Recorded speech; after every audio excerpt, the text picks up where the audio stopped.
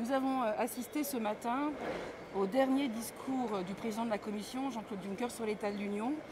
Et je dois dire que ça nous a évoqué à la fois tristesse et colère. Tristesse parce que bien sûr, dans les mots du président de la Commission, dans le discours, il y avait des idées que nous pouvons partager.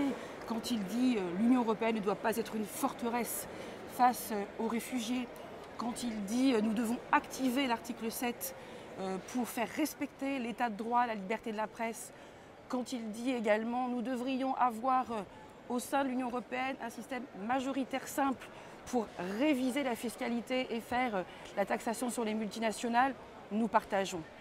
Mais en même temps, c'est très triste parce qu'en fait, la réalité, c'est quoi? Ce ne sont que des paroles creuses. Il n'y a rien dans les faits pendant ces 4 ans de gouvernance de Jean-Claude Juncker pour confirmer cela.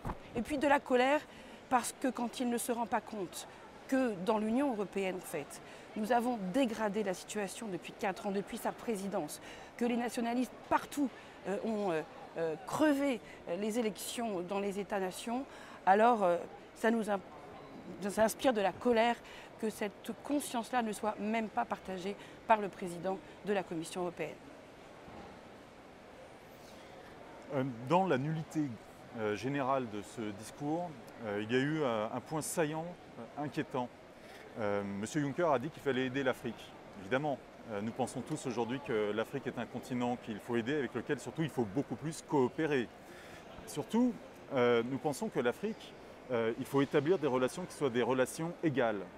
Mettre des normes sociales, des normes écologiques dans la manière dont les entreprises européennes agissent, au lieu par exemple d'aller déstabiliser des pays entiers comme ça a pu être le cas au Rwanda, comme ça a pu être le cas en RDC, comme ça a pu être le cas au Libéria ou ailleurs. Et quelle est la proposition de M. Juncker? C'est un accord de libre-échange. C'est-à-dire qu'en gros, il propose le TAFTA entre l'Europe et l'Afrique. Est-ce qu'on pense vraiment que c'est ça qui va aider les populations africaines?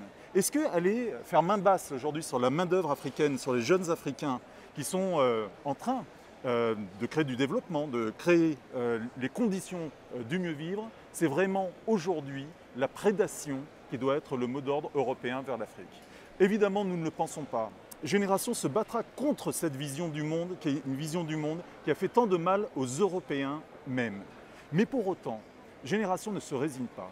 Nous, ce que nous croyons aujourd'hui, c'est qu'il nous faut un projet démocratique, bien sûr, social, bien sûr, écologique, bien sûr, et surtout d'une nouvelle organisation des relations entre les peuples, que ce soit en Europe, que ce soit à l'extérieur de l'Europe, qui rompe avec le libre-échange, qui ne devient pas protectionniste pour autant, mais qui trouve la voie d'une collaboration, d'une coopération équilibrée entre les peuples, de manière solidaire, responsable et surtout pour un développement commun.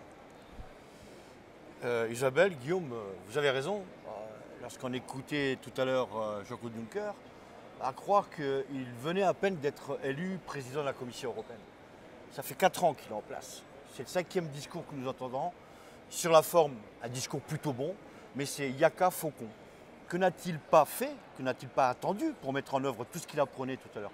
Par exemple, lorsqu'il parle du sommet de Göteborg, le sommet social, le pilier social, lorsqu'il dit, voilà, il est temps maintenant de faire en sorte que le droit social soit inscrit dans la législation européenne. Chiche, monsieur Juncker, mais pourquoi attendre la fin du mandat?